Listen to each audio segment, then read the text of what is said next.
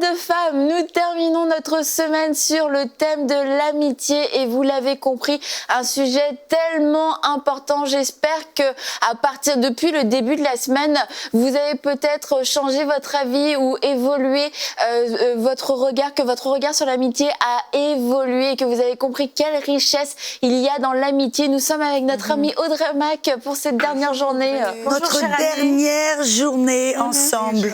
Mais c'était vraiment une très belle semaine. Oui, Mathilde, je sens que Mathilde souhaite souhaiter quelque chose. J'aimerais faire chasser la tristesse et souhaiter un joyeux vendredi à toutes. Un joyeux vendredi à vous toutes, nos chères amies qui nous suivez fidèlement. Certaines, vous nous suivez chaque semaine et je l'avais dit dans la semaine que personnellement, c'est un des témoignages qui me touchait le plus.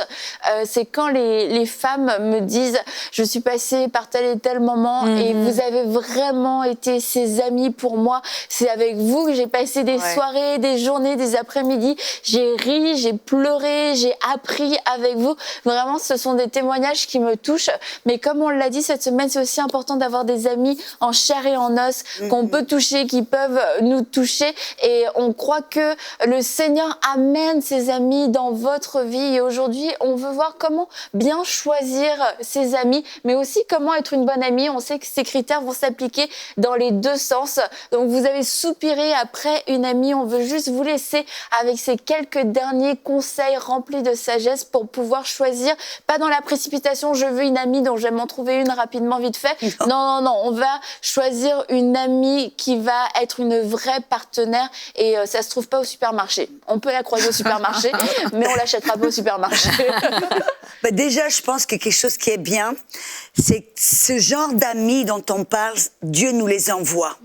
Donc, je veux dire, la première démarche, c'est demander au Seigneur. Si vous n'avez pas ce genre d'amis, ou si vous n'êtes pas ce genre, demandez au Seigneur, Seigneur, envoie-moi ce genre de personnes. Parce que Dieu sait comment faire ces connexions. Vous amenez ces personnes avec qui vraiment vous allez pouvoir avoir cette alliance d'amitié. Moi, je vois les amis que j'ai dans ma vie, à part vous, mesdames, ces vrais amis qui habitent vraiment à proximité, on va voir, c'est un des critères.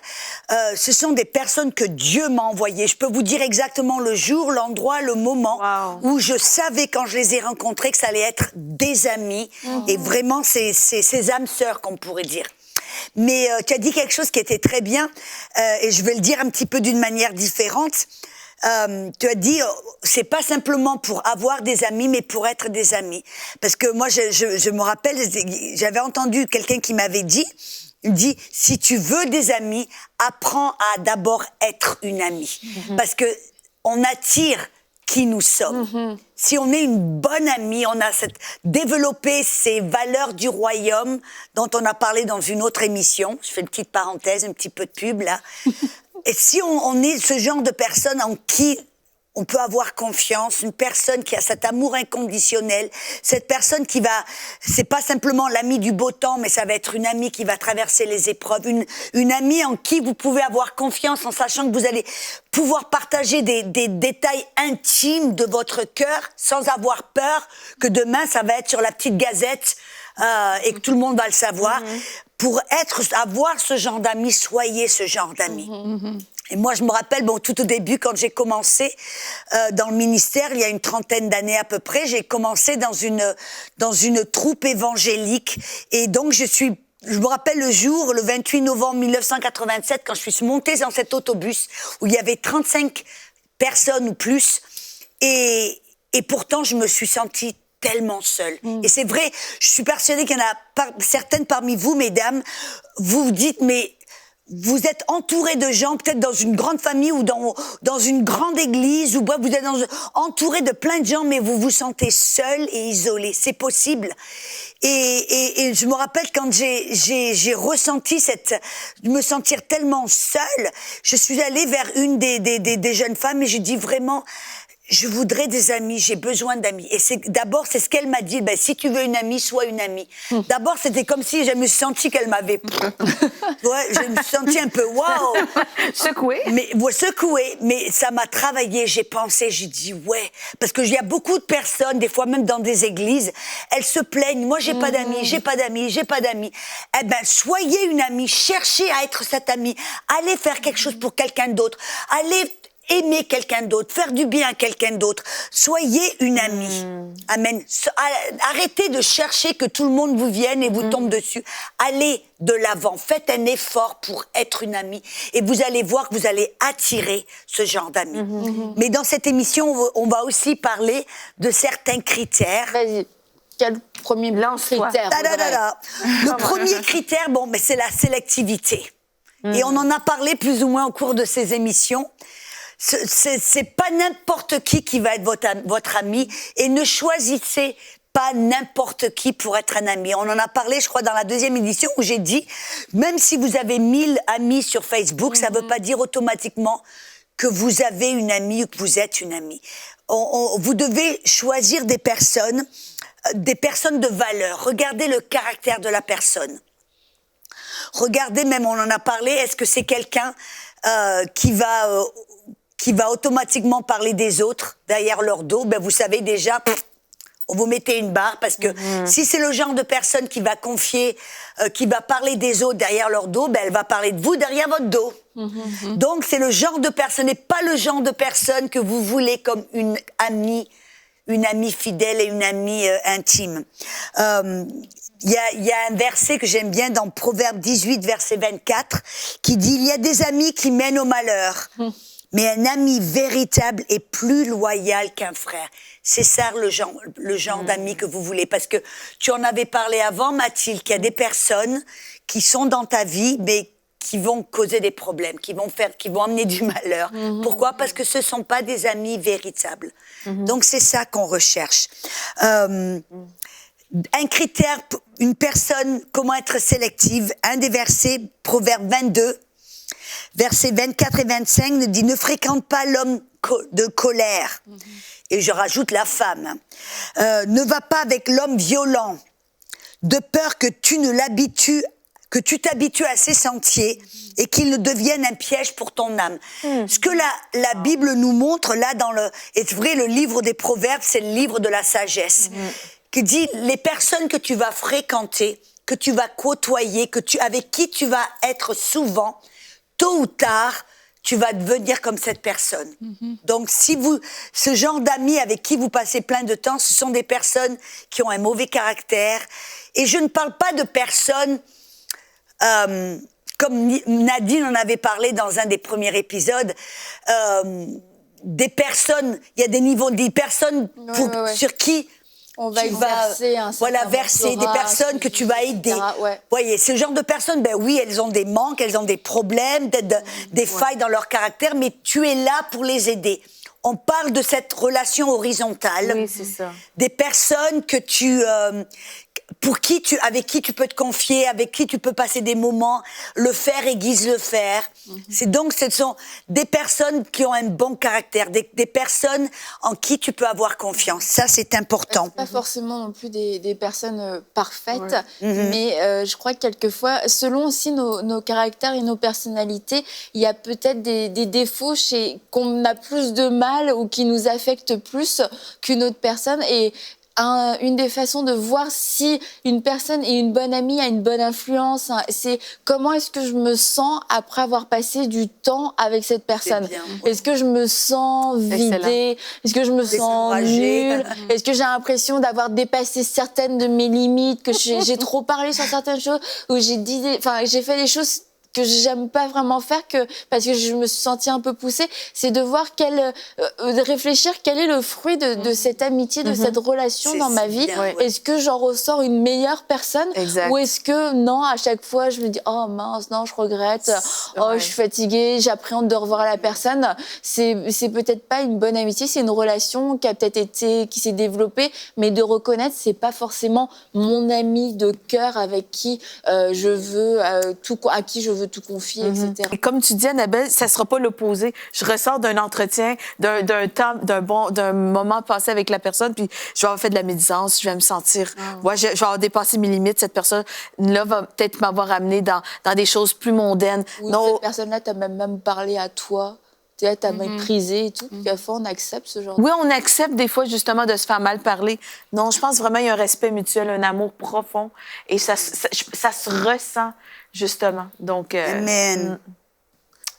Par rapport à ce que vous dites, je vais te donner un point par rapport à l'amitié, c'est que c'est possible, moi je l'ai déjà vu, hein, c'est possible que deux personnes justement aient ces atomes crochus et que ça se passe très bien, mais et se disent, OK, nous sommes des amis, mais après, il y a comme une évolution chez l'une qu'il n'y a pas chez l'autre. Ouais. Et peut-être il y a des choses que l'une avait tendance à accepter dans le passé qui deviennent quelque chose qui ne passe tout simplement plus parce que la personne a peut-être grandi spirituellement et il y a différentes choses qui se sont passées. C'est aussi de reconnaître les saisons par rapport au choix et à la sélectivité de nos amis. C'est de savoir que peut-être hier, on pouvait être... amis avec certaines personnes, mais comprendre aussi que quand on évolue, nos choix aussi doivent évoluer. Notre amitié aussi peut évoluer et aller dans une autre dimension. Et c'est là où je crois que ça rejoint un petit peu. Dans une des émissions, on a parlé des fois de provoquer ou de défier notre ami à aller plus loin, plus haut. Mais si la personne refuse, c'est ça. Si la personne n'accepte pas, ben c'est peut-être le moment en disant, moi j'évolue, moi j'avance, je veux aller plus loin. Mais cette amie, elle refuse, elle veut aller en arrière. Et si ça devient toxique, alors c'est là où peut-être le Seigneur vous amène à peut-être à dire c'était pour une saison. Ouais. Il y a un autre critère aussi qui est important, je crois, pour l'amitié, c'est la proximité. Ça ne veut pas dire qu'on ne peut pas avoir de très bonnes amies à distance, mais l'amitié devient un petit peu plus difficile, ça devient un défi un petit peu plus grand parce que des fois, on peut se parler au téléphone ou Skype ou quoi, mais des fois de pouvoir passer du temps à se toucher, à se parler, à être là, à proximité, quand des fois on a besoin de dire j'ai besoin de parler à quelqu'un, j'ai besoin d'avoir une personne, pour avoir une personne à proximité, ça facilite de vraiment développer des amitiés, qu'elles soient plus profondes et plus... Mais heureusement aujourd'hui qu'on a quand même des systèmes de communication qui facilitent les choses. Et Pasteur Alain Patrick parle des trois... les trois... critères. Non, les trois tests pour une relation, les amitiés, c'est le test du temps, de la distance et du feu. Et c'est ça, du feu, les épreuves, etc.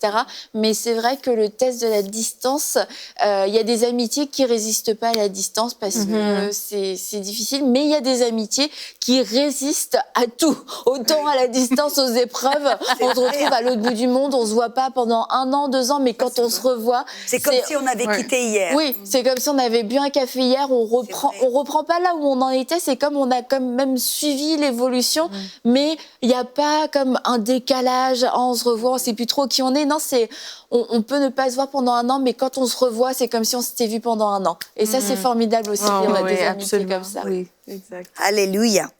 Il y a un poète qui a dit, ça m'avait intéressé, il dit « Va souvent chez ton ami, car les mauvaises herbes étouffent le chemin inutilisé. » Wow. En d'autres mots, c'est que si tu ne passes pas, si tu n'es pas proche pour passer du temps avec ton ami, souvent il y a les fausses herbes qui vont pousser, ça veut dire, et ça peut être étouffe. Mais du coup, tu penses quoi du verset ?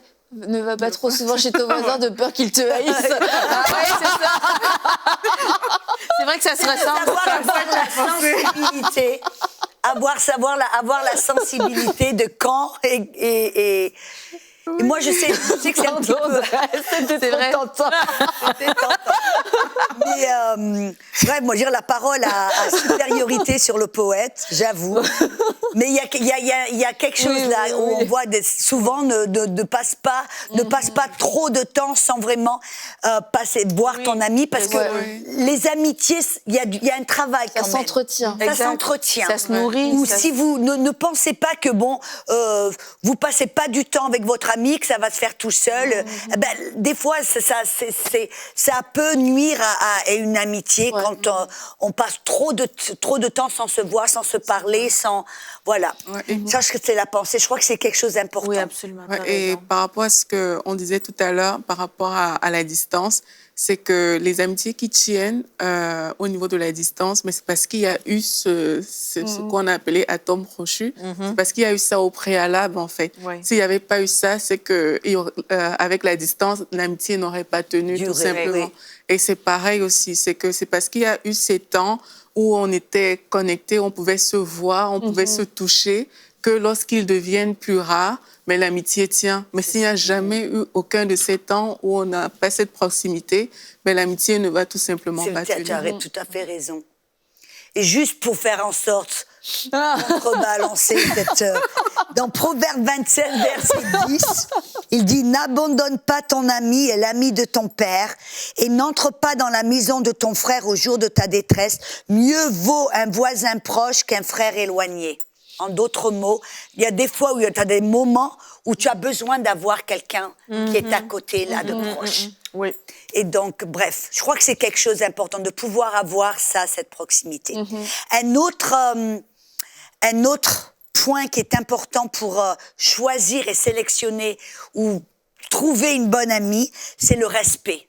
Le respect est impératif. Et vous avez, je crois que tu en as parlé un petit peu, je ne sais pas si c'est toi ou Annabelle, en disant que, ou les deux, le dit que des fois une amie, si elle te dit des choses qui te font sentir minable, ou à la fin de ce temps passé ensemble, tu te sens démoli au lieu d'être encouragé, c'est que quelque part, il y a eu un manque de respect. C'est ça, Où elle t'a, des fois, sous l'ombrelle de l'humour, il y a un petit peu, on est un petit peu, où comment dire, où on démoralise. Je me sens mal avec ma blague. On dénigre. Des fois, il y a des blagues qui sont condescendantes, puis on dit « Oh, ben oui, mais c'est... » On rigole, c'est juste pour rire. T'es toujours comme ça. Et puis sans s'en rendre compte, en fin de compte, on met la personne dans un schéma et où on l'emprisonne dans un... et puis ça, je crois que c'est important. En tant qu'ami, on doit être sensible aux émotions de la personne. Et ça ne veut pas dire qu'on n'a pas d'humour, mais on sait quand même qu'on ne va jamais manquer de respect à notre ami. Et si par hasard, par faiblesse, on l'a fait, on doit aller vers la personne en disant écoute, excuse-moi, avoir ce rapport, dire je suis désolée, j'aurais pas dû. Bref. Bon, moi, je dois le dire, je vais me confesser sur ce plateau. Mais ça m'est arrivé quand même plusieurs fois d'avoir eu un excès de blagues. Et c'est vrai que quelquefois, j'ai blessé des gens parce que je suis allée trop loin dans la blague. Moi, ça m'a fait rire. Mais quand tu repenses à l'événement, tu rigolais toute seule. Et l'autre, elle est complètement... Elle est pas en train de s'excuser, là. Non, mais parce que ça m'est arrivé et parce que j'aime bien faire des blagues, mais c'est vrai que quelquefois on peut franchir une limite et tu peux toucher aussi à des points sensibles chez une personne. Ça la fait pas du tout rire et elle trouve pas ça du tout drôle. Et c'est important dans le respect, même si toi ça t'affecte pas, c'est de savoir si ça affecte l'autre, si c'est pas non plus parce que la personne elle est tout le temps en train de faire des excès de mauvais caractère, mais si vraiment c'est blessant, c'est humiliant pour la personne, que ce soit l'humour ou que ce soit autre chose. D'ailleurs, faut apprendre nous-mêmes à se remettre en question, puis à respecter en fait peut-être la limite de l'autre personne, parce que nous aussi on a une limite pour d'autres choses et on n'aime pas que cette limite soit franchie. On n'aime pas être attaqué sur certaines choses et c'est vraiment une preuve d'amour profond que de dire à l'autre oui, je suis comme ça. Moi, ça me fait rien quand je le dis, ça me fait rien quand tu me le fais. Mais si toi ça te fait quelque chose, je comprends et je vais arrêter de le faire. Je crois que c'est vraiment une grande preuve d'amitié. Et encore une fois, il faut faire la différence entre, comme je dis, les personnes qui sont caractérielles. Un jour, tu fais la blague, ils rigolent, le lendemain, ils détestent. Ça, c'est eux qui ont un autre problème. Ils sont super sensibles. On aime moins que rien et rien du tout. Mais oui. Il y a des choses, c'est superflu dans notre personnalité. On est vraiment, tout est permis, mais tout n'est pas utile. Et il faut savoir faire le tri dans une relation. Qu'il y a des choses, oui, je peux le faire, mais si c'est pas utile pour notre relation, je peux juste y renoncer. Oui, et j'en ai parlé aussi un petit peu avant, mais je vais le redire parce que c'est important. Nous parlons de construire des amitiés. Et si de parler d'une amie, de quelqu'un derrière son dos à quelqu'un d'autre, c'est un manque de respect. Et ça, si vous voyez ça, mais enfin, si par exemple quelqu'un allait vers moi et parlait d'Annabelle, il disait quelque chose de négatif à son sujet, si je suis une amie, je ne vais pas le permettre. Je vais dire quelque chose, je lui dis, tu sais, pourquoi ne vas-tu pas le dire à Annabelle ou pourquoi, tu sais, tu ne connais pas Annabelle. Si je suis vraiment une amie, je vais protéger Annabelle, même avec la personne. Mais pour la personne qu'elle fasse ça, c'est un manque de respect. Donc, je crois qu'il doit y avoir aussi ce respect mutuel entre amis. Et que ce soit face à face ou que ce soit derrière le dos, je crois que c'est important. Et aussi, l'ami excuse. Hein. L'ami, c'est quelqu'un qui excuse. C'est quelqu'un qui sait si la personne a fait même quelque chose qui fait qu'on puisse parler d'elle de cette manière. C'est quelqu'un qui va rattraper, qui va toujours venir excuser cette personne-là. Et c'est aussi important de le savoir parce que quelquefois, quand les gens sont vraiment coupables, entre guillemets, des choses qu'elles ont commises, on le voit et puis c'est comme, bon, c'est vrai, qu'est-ce que tu veux que je dise de plus? Voilà, c'est le fait, elle a vraiment fait. Mais c'est aussi vraiment d'aller relever son ami et d'excuser cette personne, en fait. C'est montrer de la grâce. Que si elle a fait, c'est peut-être pour telle raison ou telle autre, peut-être que, je sais pas, elle n'est pas dans son assiette aujourd'hui, je sais pas quoi, mais c'est vraiment trouver le moyen de relever cette personne plutôt que de laisser juste cette personne... Comme Aurélie a fait pour moi, il n'y a pas longtemps. Quand je lui ai coupé la parole, elle était pleine de grâce. Et il y avait un autre point, l'honnêteté aussi. Il y a en fin de compte, oui, l'honnêteté, là, ça c'est super gros. Ouais, ça c'est vraiment un très très grand. Et ça, c'est vraiment ce point sur l'honnêteté, ça va dans tout ce dont on a parlé au cours de ces émissions. Il doit y avoir ce rapport d'honnêteté, de franchise. Proverbe 27, versets 5 et 6 dit « Mieux vaut une réprimande ouverte qu'une amitié cachée. Les blessures d'un ami prouvent sa fidélité, mais les baisers d'un ennemi sont trompeurs. » Là, je voudrais dire quelque chose d'important. Je crois qu'il est super important. Je préfère avoir une amie. Moi, une qualité, quand mon amie est franche et honnête, c'est un cadeau. Et je préfère ça que d'une amie qui est tout le temps, et j'aime les compliments. On doit se complimenter. Je crois que c'est important de toujours voir le meilleur au lieu que le mauvais dans l'une et l'autre. Mais il y a une distinction à faire de quelqu'un qui est toujours dans la flatterie. Les compliments et la flatterie, c'est différent. Et je veux vraiment lancer là un avertissement que quelqu'un qui va vous flatter constamment, des flatteries, je dis faites attention. Ce n'est pas seulement un danger, mais j'ai découvert ça. Parce que des personnes qui sont dans une flatterie excessive, c'est souvent un outil de l'ennemi pour vous faire tomber, pour vous prendre au piège. On voit dans Acte 16, j'ai découvert ça une fois parce que je me rappelle avoir rencontré des gens que j'aimais beaucoup, mais qui étaient dans une telle flatterie. Et le Seigneur m'a montré plus tard que c'était l'esprit de Python. Et dans Acte 16, vous vous rappelez quand Paul était, puis la jeune fille qui allait, disait « Oh, c'est le serviteur de Dieu, formidable, écoutez-le, c'est da-da-da-da-da. » Et pourquoi ça a passé pendant des jours où Paul n'a rien dit. Et puis tout d'un coup, qu'est-ce qu'il a fait? Par la parole de connaissance, il s'est tourné, puis il a chassé l'esprit de Python. Pourquoi? Parce que l'esprit de Python, comment il œuvre? Il vient autour de vous comme un serpent pour se tortiller autour de vous et pour vous sucer la vie, en fin de compte, avec des motifs impurs, pour rentrer dans votre vie, dans votre cœur, et tôt ou tard, vous apercevrez que c'est l'ennemi qui s'infiltre pour vous faire tomber, pour vous détruire, en fin de compte. Et donc, c'est important de rechercher, quand on recherche une amie, on recherche l'honnêteté. On recherche pas, on ne veut pas s'entourer de la flatterie et rechercher des personnes qui vont toujours nous dire que du bien. même si c'est bien d'avoir des amis qui nous valorisent, faites attention aux personnes. Vous voulez l'honnêteté, la franchise, pas la... Bref, c'était une petite parenthèse, je crois, qui est importante quand on cherche des amis. Des gens qui cherchent pas un intérêt, qui n'ont pas d'intérêt personnel, si ce n'est de nous aimer et qu'on les aime, mais qui n'ont pas d'intérêt personnel. Quand on est averti par rapport à ça, on n'aura pas le désir de s'entourer de personnes qui seront remplies de flatteries autour de nous. Naturellement, on n'aura même pas ce désir. Oui, l'amitié sincère, je pense que c'est désintéressé. On en a parlé plus tôt cette semaine, mais c'est ça. L'ami ne cherche pas son propre gain. L'ami cherche vraiment le meilleur pour l'autre. Le meilleur pour l'autre. Et justement, dans ça, il va avoir... ça va être une relation honnête, comme tu dis. Et franchement, je trouve qu'il faut que ça revienne au cœur de nos relations, l'honnêteté et le respect. Il y a 2 versets que j'aimerais de souligner avant. On n'a plus qu'1 minute et demie.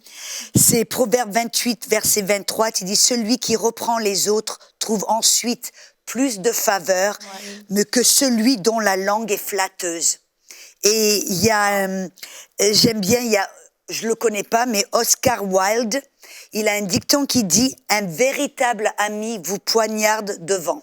Eh ben voilà, on va terminer. Tu préfères te faire poignarder devant ou derrière. Derrière, c'est un ennemi, devant, c'est un ami.